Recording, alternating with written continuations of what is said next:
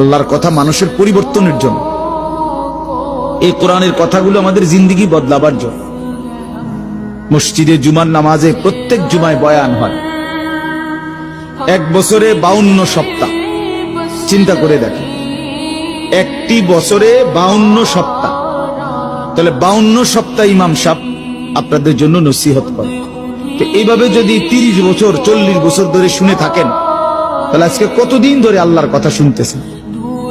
বছরে 52, তো এভাবে 40 বছর, এভাবে 30 বছর, এভাবে 50 বছর।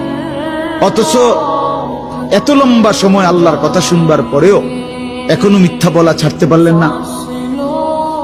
এত লম্বা সময় আল্লাহর কথা বলা শুনবার পরেও বিড়ি সিগারেট খাওয়ার অভ্যাসটা ছাড়তে পারলেন না।